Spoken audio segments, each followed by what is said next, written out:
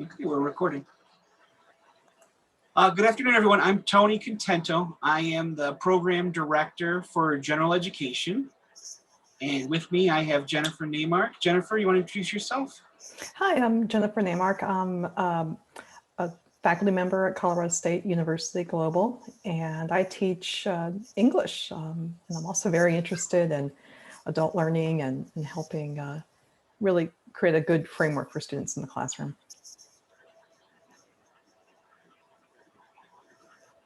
And we're here to talk about soft skills tracking and online general education curriculum. So we'll go to our first slide, and I think Tony's going to take that one. So I've been in charge of general education since around 2011 at Colorado State University's global campus. And my background's in the biological sciences, but I've worked with Jennifer and all of our wonderful faculty. General education was designed to house pretty much all of the disciplines, which includes both the STEM side of the house, social sciences, and arts and humanities. Many of our students, at least back then, were coming to CSU Global to complete a degree. Either they had an associate's degree or they had credits and they wanted to finish their bachelor's degree. Many of them had to do general education courses to complete their Colorado State requirements. And you know, I don't need to know, don't know if I need to tell you all this, but we get many complaints. Students would tell us they're coming for an accounting degree, or they're coming for a healthcare management degree, and why do they have to take history, or why do they have to take math, and whichever course they were being forced to take. And you know, in the old days, I didn't have a good argument for them. You know, it was a state requirement. I just kind of threw my hands up at it. But eventually, after some careful thought and speaking with our industry partners, we learned that, you know, these courses were providing soft skills, or as we call them, human intelligence skills or career-ready skills. These skills, you know, are sort of the core of these courses, and the delivery is coming through discussion of American history, or learning about environmental conservation, or even learning English composition skills. So what we did is we looked at our entire curriculum. We identified skills that employers were looking for, not today, but over the next 10 years. What were the skills that our industry partners were looking for in their new and upcoming employees? So we wanted to brand those in our courses so that the students knew what they were getting. We wanted to sort of increase the idea that there's a relevance to looking at sort of a novel discipline through the lens of skill building. And now what we have set up is we have these soft skills built into our entire curriculum. We can show the relevancy of every course that we have in the general education program, both to students and to employers.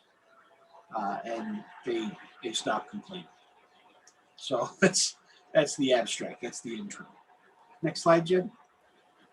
Hey, well, so when Tony came to me and said, hey, we need to embed these soft skills into an English class, I gotta admit, I was sort of doubtful, but then I started to really look at it and really think about ways to do it. And as many of you know, the general education core in most degree programs is 30 credits, and that's 25% of a student's degree. That's a huge thing to have students take, and that they oftentimes do not see the relevancy to their actual career and where they want to go with their professional lives. So typically in general education courses, and many of you are probably aware of this, both these domains, we really assess only on the cognitive domain. And there's 6 levels that assess on knowledge. And, you know, in English courses, we're I'm going to be talking a little more about, we're going to, really take a deep dive into what we did into an introduction to literature course. We're looking at, can they read literature and can they analyze literature?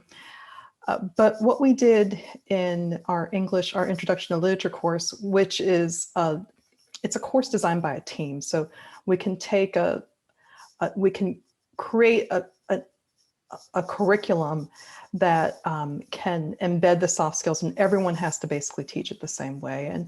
And what we looked at for English 130 was we embedded soft skills on the affective domain. And the affective domain, it is actually related to attitudes, feelings, emotions, and teamwork. And the purpose for embedding these soft skills and assessing teamwork capabilities was to really help students see directly, a bridge to the gaps that they couldn't see before with the content in the courses.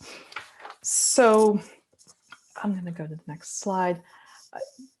To recap, affective skills are skills related to a learner's interests, attitudes, and motivations. And these are the soft skills that we embedded into the courses. And in particular for English 130, we actually assessed on teamwork, and we found a rubric to assess on teamwork. So we built what's really a Confluent rubric that took together the affective skills and the cognitive skills to assess it in student learning and to get students using these affective skills in the online discussion board. So here's a quick analogy, and this is one that I thought worked really well when I was reading about working with soft skills in a larger curriculum.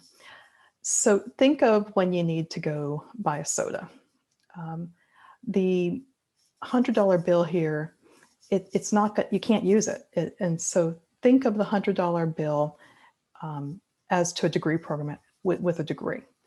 It's not going to get you that much when you're working with an employer and they're asking, well, do you have leadership skills, or do you have teamwork skills, or do you have critical thinking skills?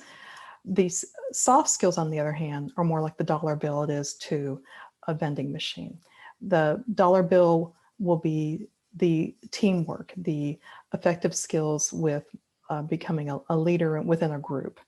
So that's why these smaller skills are oftentimes something that students need to be able to see, and employers need to be able to see as well when they're looking at students. So this is what we tried to do in our class with building these skills into smaller units. And we'll get into what those units look like into the classroom in just a moment here. But I did want to talk about Confluent Learning a little bit. And this was the framework that we used to build these skills into the classroom. And so the definition of Confluent Learning is a learning approach that works to stimulate affective states via interest and relevancy to further reinforce cognitive knowledge. And this is it's a theory that Brown came up with a little while ago, and it's based on Bloom's taxonomy, bringing together the cognitive and affective pieces together. And when you have those two pieces together in the Venn diagram, you can have a confluent learning, and the students do feel more relevancy. So, why are we doing this? And we're utilizing soft skills badging. It could be seen as odds with an English course per se, but there's a need for composition practitioners to blend these methodologies together. And we did that in English 130. And we chose this theory as a lens for us to show how learning experiences in general education can really be improved and enhanced while engaging the intellectual processes with providing relevancy for students to see and understand how to work with an English content. And I'm going to leave this up for Tony here.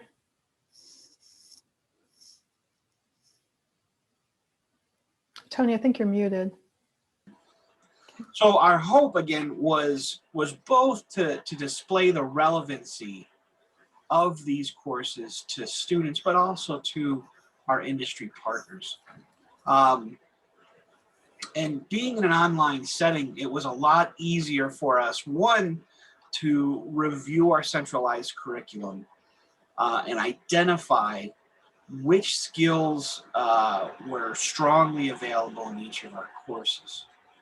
Now, there were a couple of places where we decided to patch things up, fill in some gaps so that the students would have a better experience, a stronger experience.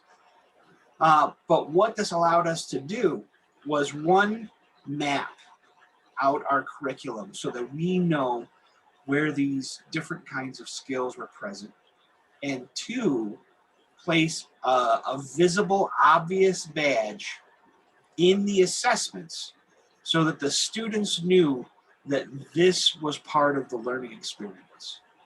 And again, as I mentioned earlier at the beginning, this did reduce the number of student complaints about our general education courses quite a bit.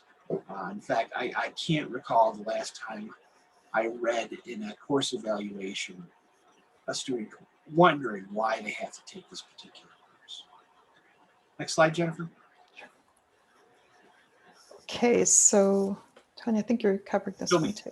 Yep. So when we reached out to our industry partners, what we found is that the discipline-specific knowledge was important, but really what employers are looking for are knowledge workers. They want people who are able to solve problems, to think critically, to engage their fellow employees and their management, to come up with new creative or innovative ideas, but also the ability to be adaptable, the ability to communicate. These are things that everyone wanted. Now, when we actually looked through the soft skills, there were some hard skills, some specific things that our industry partners wanted from students from specific programs. So for a perfect example of this is project management. There were at least 5 or 6 hard skills that they also wanted in addition to the soft skills. So when we collected this data, we made sure to capture that for the program directors for all of our programs so that they could focus on that with their curriculum design as well. But again, our focus was general education. We've shared this information again with all the other program directors to make sure that they could integrate this if that fits their model. But for us, it was very successful. Next slide, Jim. Okay. Well, as an English instructor, I found this fun quote from Thoreau, and it reads, "We seem to have forgotten that the expression a liberal arts education originally meant among the Romans one worthy of free men, while the learning of trades and professions by which to get your livelihood merely was considered worthy of slaves only." And when we're only teaching hard skills, and you know, Thoreau, when he wrote this, he was literally talking about the practice of slavery. But when we're talking about only teaching hard skills and the loss of the humanities, that we're really creating, we're not creating a space that helps our students really think and deal with the ambiguities that the employers from the SHRM survey mentioned. So the teaching of soft skills are really important to help create knowledge workers who are able to really think through problems and use those hard skills that Tony talked about. So I think it's a fun quote for us to think about. And just as an aside, for a while, there was talk of even taking general education courses, especially courses like political science and the humanities courses in general, in places like Florida. Rick Scott was the governor at the time, and he was going to have differential tuition for it, make it more expensive. It was a very interesting situation. So embedding these soft skills is really part of a larger call to reform general education and really bring into the forefront why general education courses are important to help teach these skills to students while they're taking these 30 hours of required credit. So the next slide is basically a mapping to show you how we're defining affective and cognitive skills. And when I talk about the affective skills, I am talking about the soft skills, and the cognitive skills are the hard skills that we're talking about.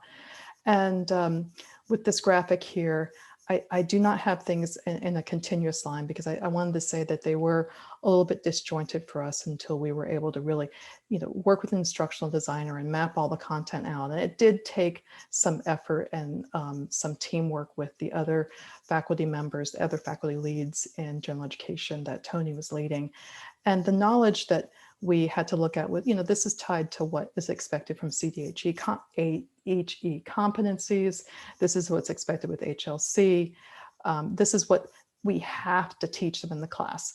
Now, the skills and abilities, now we're bringing in what Tony talked about, what the employers wanted. And this is what also the students want, and even what legislators want. So we brought those items into the class, and then we discussed the intellectual behaviors. What do we want the students to be able to do? Well, we want the students to be able to leave the course. And in this particular case, I mentioned that we were assessing directly on teamwork. We used the AACCU value rubric to assess on teamwork. And we wanted the students to be able to leave the class with now we didn't have a portable badge, but we did badge the content in the courses where they could say, I do have this skill and I'm leaving English 130 with the ability to work as a team. And so then we had to think about what activities can lead to this transfer.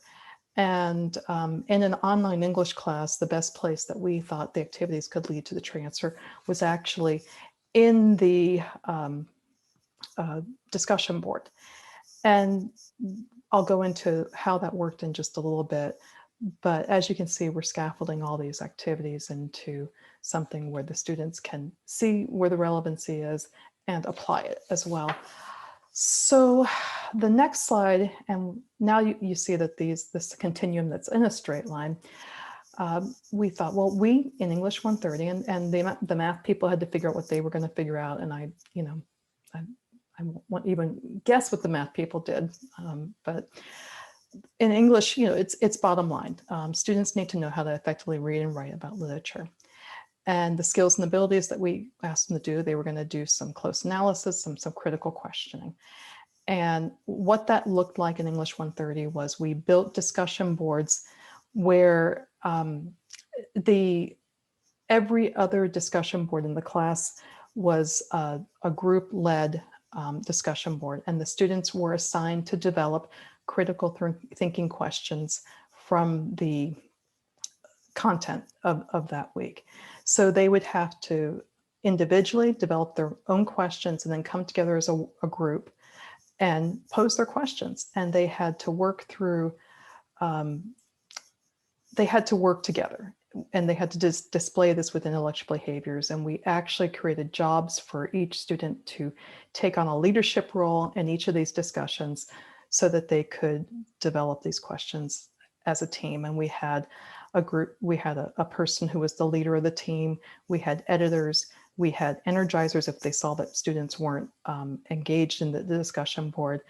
And it was surprising, it was unexpected for the students for them to see that this was the kind of discussion board they were engaged in, because usually people are engaged in these discussions where it's, I post my first post and then I reply and I'm done. And this was really something that the students were not expecting. And the first discussion was rocky, but we did a lot of qualitative analysis, and we found that the second and third discussions, the students were actually figuring out the content and actually developing some of these leadership skills, these teamwork, these affective skills that we were hoping they would develop. And in the end, they were able to work in these discussions, create these critical questions. And then the next week, the question that group created, it was posted in the discussion board. And then the students from the whole class could choose to answer that question. And it really led to some deep learning for our students. And we'll get into a little bit more what that looked like in just a little bit. So this is for you, Tony. So for the badging, we just shows some Creative Commons icons that we can use, but it doesn't really show well here because this is just a static image. But when the badges were present over an assessment, there would just be the badge itself, but if the student hovered over it with their mouse, it would tell you what kind of skill. So new foundational skill, teamwork and collaboration. And again, we're just using these free icons, giving proper attribution as you would with a Creative Commons element. But they're there, they're available. We're not really doing anything, crazy with them other than using them for specific identification. Again, this is a nice sort of teamwork image. But then also in every course, there was a page under the student content where they could dig deeper and learn more about what these skills are, give them a strong definition about how they're used in industry. So there was more information for them available if they wanted to. All of our instructors were also trained when this was launched as to how these soft skills work, where they should be able to find them, and if a student came to ask for them, what they should be able to tell about them. So,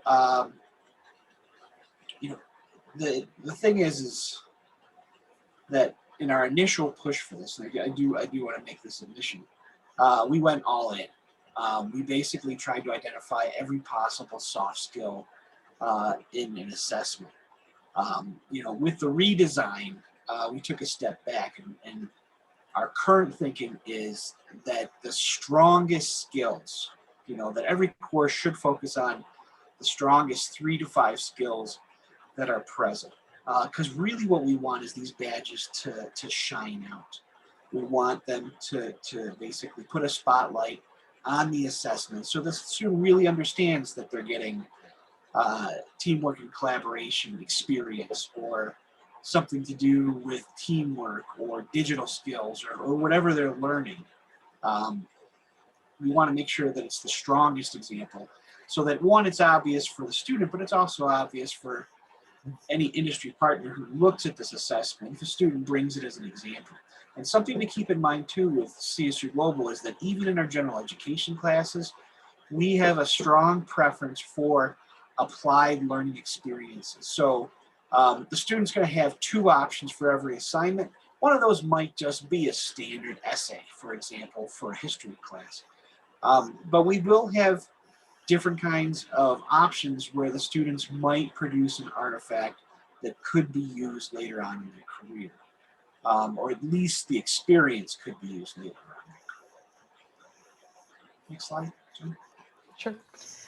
So I went over some of these elements a little before, but these were, and sometimes I'm a little bit of I like to get in the weeds with things. And when Tony talked about the all out, let's map all these soft skills, I in English, I thought, well, I really want to look at some very pointed things. And for English, we ended up looking at critical thinking, leadership, and building effective relationships, and teamwork and collaboration. Those were the 4 skills that I really dug deep into.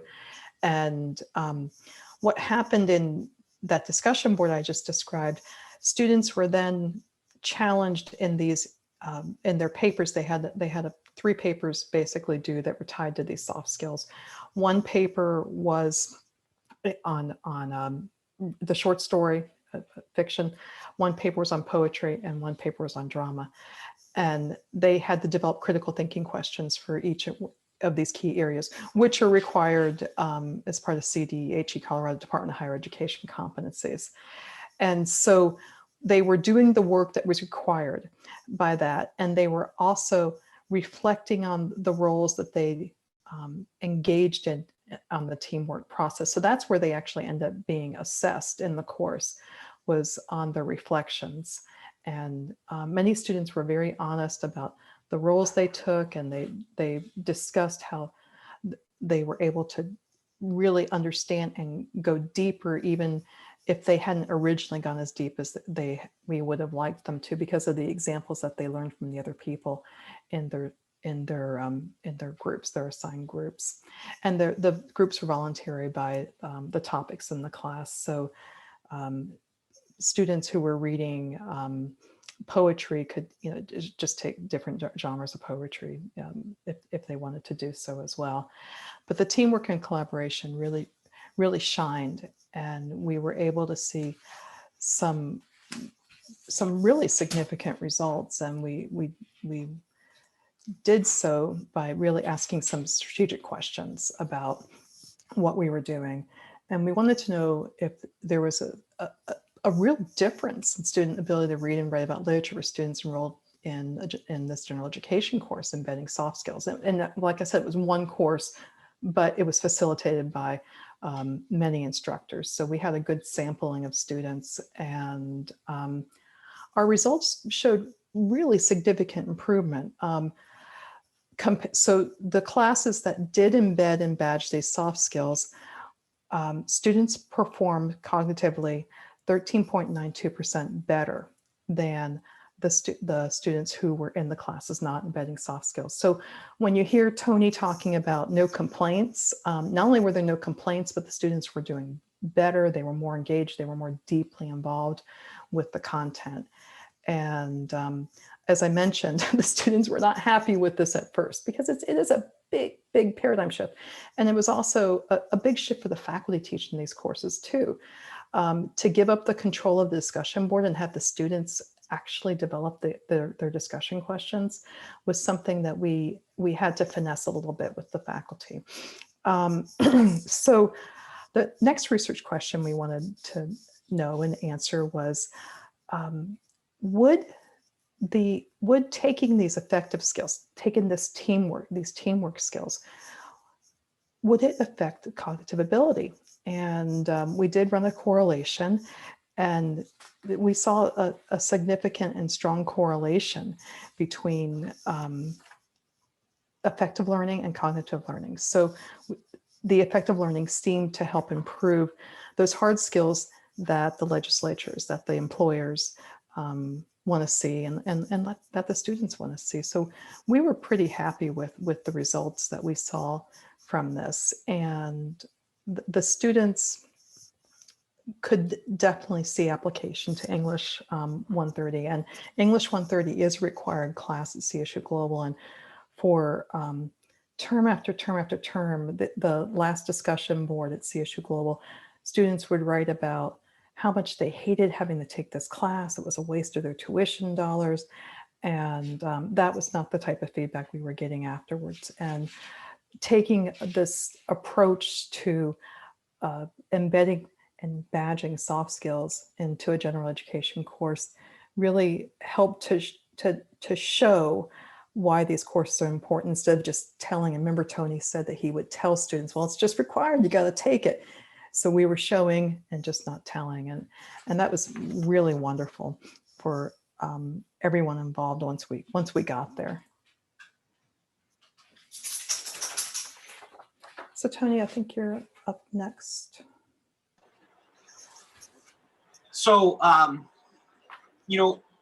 if I had to do this all over, I would have taken a slightly different approach, but not too different. Again, I would still do the full mapping to find out where the soft skills were present in these courses. But again, like I said, I'd focus on the strongest skills. We did a huge literature review of the forecast for upcoming soft skills requirements in industry, but we also again worked with our industry partners and found out what they wanted. And what they told us was not only that the students were learning these soft skills, but some way for them to verify that. So we have discussed different kinds of actual badging options, something maybe students could port over to their LinkedIn, or maybe something they could put on a resume or CV if they need to. But I think that's where everything's going. The ability, and it should be seamless, the ability for students to say, these are the courses that I took for my general education requirements. These are the courses that I took for my core requirements. These are the courses that I took for my minor requirements. here's what I got out of it, you know. And if you think about it, there are companies that'll do this for you, but as an institution or as an instructor, it wouldn't take much time for you to look through your learning outcomes, for you to look through your assessments, and create a map that could then be used for some kind of badging software. You can do this in-house, or you can reach out to a different company to do it for you. If you do it that way, so like Badgerly, you're definitely going to get full integration with things like LinkedIn and Facebook, Instagram, and all of the other things kids use nowadays. But you know, people aren't doing this, you know, and you know, if you just have to look right now with COVID at the number of programs that are getting turned off because there is no perceived industry benefit. You know, I mean, just in our neighborhood, there are so many liberal arts and humanities programs that are on the chopping block because people don't think that those skills transfer anywhere. And the reality of that is that students who do receive a degree in liberal arts and humanities are more flexible, they're more creative, they're more adaptive. They might not have the discipline-specific hard skills to walk right into a, you know, low-level management job, but they do have better soft skills than students that basically just got a business degree and didn't really focus on the tightrope walk that it takes to get a liberal arts degree. So looking at the future, you know, this is where institutions need to go. But if you're in a program that potentially is on the chopping block, either now or next year or the year after, because just because COVID is slowly going away, it doesn't mean that the economic decisions aren't going to keep being made. You know, this kind of badging might be something that can prove the relevance of a program in a way that will be accepted both by the administration and by industry partners, and hopefully by the students. Next slide. So, some advice if you want to pursue this. I mean, you know, you can do all this background work on your own, but if you're really going to want to integrate this, you need some sort of champion. You know, your chair for sure, maybe an assistant dean or a dean, maybe if you can even get the provosts here to let them know that this is something you want to pursue. It doesn't take a lot of money to do this kind of analysis. Really, it's just hours from your faculty. Hopefully they're willing to do it. If not, you can do it for yourself. And, you know, what you want to make sure, though, is that you look at what industry in general is looking for, and then you also talk to any industry partners. Look at the other programs. Where are students who are taking your courses? Where are they going? Talk to people in industry and find out what skills are meaningful and measurable. You want to be able to assess these in a way no different than you would assess them for accreditation purposes. We're lucky at CSU Global to have a centralized curriculum, but you don't have to have that. You just basically have to get your faculty on board with your calls. Here's the thing. We did go through and fill some gaps because we wanted to. We didn't have to. We could take the syllabi as they exist, do the mapping, do the badging, and then just leave it as it is. What we wanted to do is make sure that we were representing all of the soft skills. So that's on us. If you want to just do a straightforward mapping, you can do that. Make sure that every badge you place is attached to an assessment, and then it's clearly defined how that soft skill is being used in some way. Specifically, in the learning outcomes for the assessment. This is, it seems like a heavy lift, but it's not. And I'm telling you right now that despite the fact that we had a lot of people, you can go ahead, Jen, slides. Okay. Despite the fact that we had a lot of hands on deck for this, the actual input that it took to make this project happen was minimal, and everybody was glad to do it. Everybody was really interested in seeing how their courses were designed and how they could improve their courses, you know, through this lens. But you want to make sure, again, that you're attaching it to an assessment, and that assessment has some way of being measured beyond what you would do normally. So more than just a grade. You want to make sure that in the rubrics for these assessments, that something to do with that soft skill is there, so that the student sees it, so that the faculty sees it, so they make it part of their curriculum, and so that push comes to shove, an accreditor, the administration, and eventually your industry partners see it as well. So. And we really did intentionally design an English 130 experiences that help the students to see these things. And with the questions that were developed by the students, we had them initially do some private work, then they did teamwork, and then they did private work again. So there was plenty of time for them to reflect.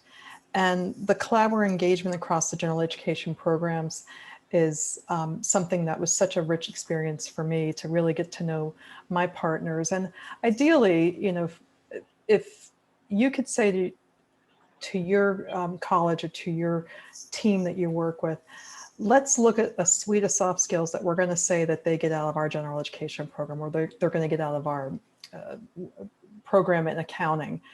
And then, as Tony said, be very strategic with each of these courses. That would be a wonderful takeaway for a program to work together, and it could help bring you your team into a stronger position by bringing together those skills. Remember I talked about the analogy between the dollar bill and the $100 bill. All of a sudden you can give students both. You can give them the $100 bill at the end, but then they get a bunch of dollar bills as they move along through their program. They get these skills that they can show to employers if they're working along the way. And this transparency of student learning, it's really important for students to be able to see where they're going and why they're moving in certain directions. If students can see that relevancy that Tony and I keep talking about, but if they can see the relevancy, and they can then become intrinsically motivated to move beyond these general education core courses and see how it applies to their world of work and where they're going to go afterwards, this is where we're going in education, and the forecasts and the trends that we're seeing. People are looking at this. EDUCAUSE has said this is one of the key things that institutions should be doing moving forward. And whatever you're doing, and it may sound strange to hear an English person talk about statistics and inferential things that I just talked about, but you got to be evidence driven. And I was not happy being an evidence driven person doing the statistics, but my partner in math was helpful to teach me and show me, and I learned some new things. And now we have some good data, and I'm really pleased with the data that we had, and I'm pleased with the opportunity that Tony provided to all of us to really go into this. And it can be done, and I hope you guys enjoyed our presentation, and if you have any questions, we're here to answer them as well.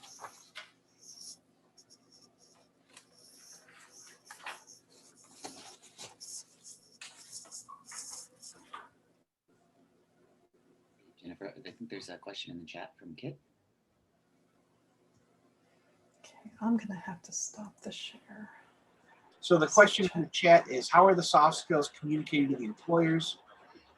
Simply listing the skills or a badge on a resume does not seem effective in securing gainful employment, especially since a software application may be used to screen the resumes.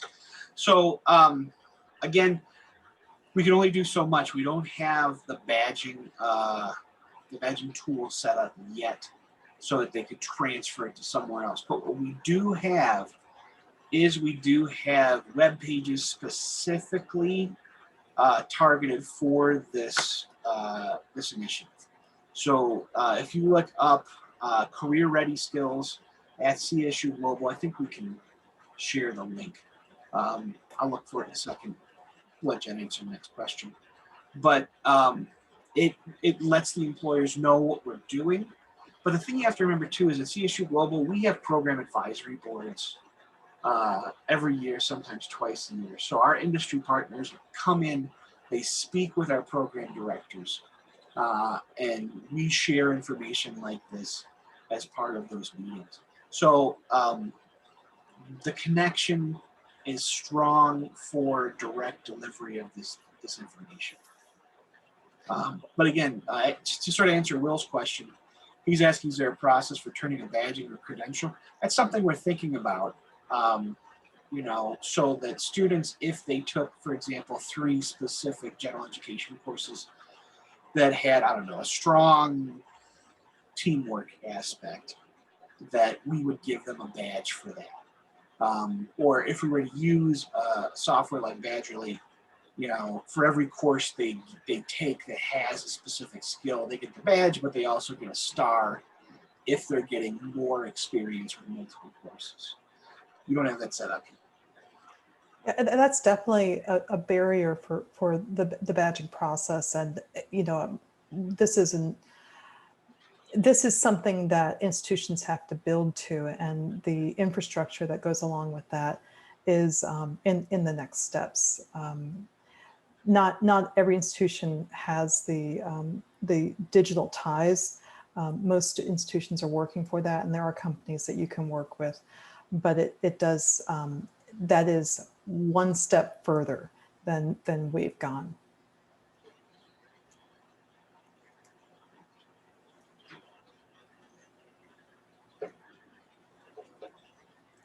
And I just put the top level link in the chat for anyone that wants to look.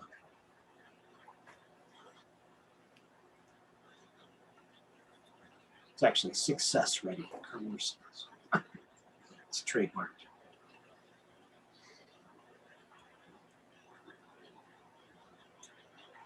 Any other questions?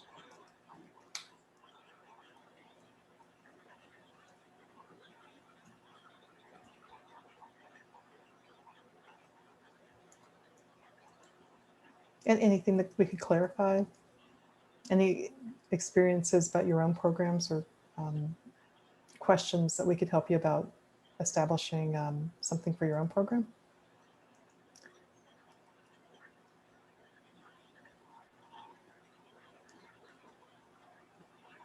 And Jennifer and I are working on a paper also on this once she's finished with her dissertation.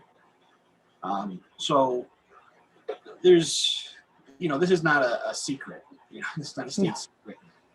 We will share this information once we get that paper out, so that people can use as a model. I don't necessarily think people should exactly take our path, but we'll definitely give you all the tools you need to sort of design your own, give you examples of mapping tools and things like that, so that you can at least follow our breadcrumb tree.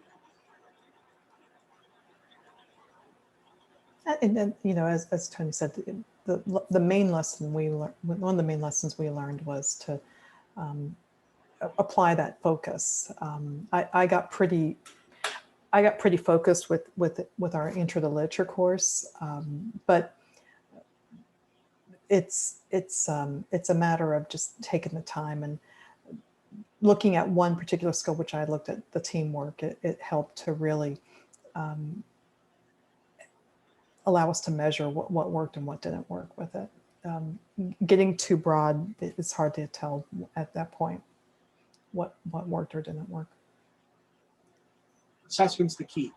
Mm-hmm. Something that you can use both for later tracking and later measurement. One, it's going to prove the actual proof that it's working, but it'll also give you wonderful data that you can use to reorient and adjust later on. And the thing to remember is, you know, the soft skills that are important now and for the next 10 years, they're going to shift. There'll be another set of research that comes out in, you know, 2026 that says this is what you need for 2030, right? So it'll just keep changing. So the ability for you to be nimble, and the importance of reevaluating every 3 or 4 years, will make sure that if you're going to implement something like this, then it'll stay strong, and keep your courses relevant. And those micro credentials, it's most of the research I've read it's where it's going for institutions, and being able to show those smaller increments of learning is going to be very key. That's a good point, Kit. Yeah, since 1994, the soft skills have not changed that much. Most of the order of importance changes. Good point. You're right, Kit, but the list of the top 5 to 10 shifts all the time. I think, when was that report we read just a little while ago, human intelligence skills? I think that came out last year. It just shifts what people are looking for. You know, the thing is that, you know, the world's changing, and information is at our fingertips now.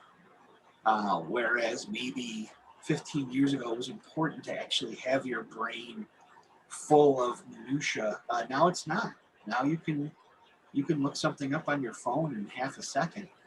It's the ability to apply that information is what employers are looking for.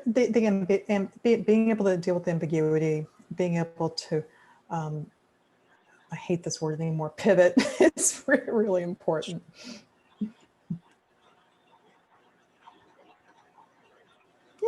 Yeah. On your critical thinking, it's the top. And I think critical thinking, I don't think people even knew what it was actually meant. Critical thinking encompasses so many things. But it needs to be parsed out a little bit further than just it's critical thinking. I think that list that we saw from the Society of Human Resource Professionals, the ability to handle ambiguity, the communication, ability to deal with complexity, and I think that's the key. Yes, you can use critical thinking, but how are you going to be in a complex situation at work and be able to parse out what to do next? If it's not in the manual, or if it's not in Google, it's the application and the being able to move a project, a position, a product, people, you know, further. There are some specifics, especially with things like the digital skills. We've seen the digital skills just kind of morph since we started this project. From just the ability to use industry-specific software to man, I think it's up to 7 or 8 different things now that fall under that digital skills umbrella. So things change, you know. We need to be as adaptive as the industry is. How are we doing on time? I think we're almost there. Got a couple more minutes. Any last minute questions?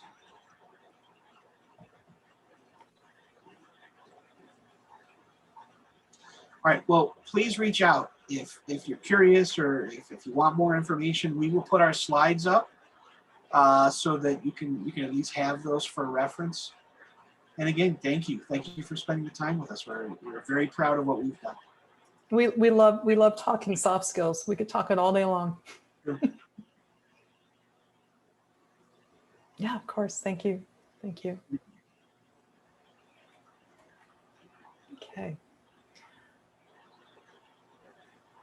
Sounds good. Hooray, good job. Thanks, Adam.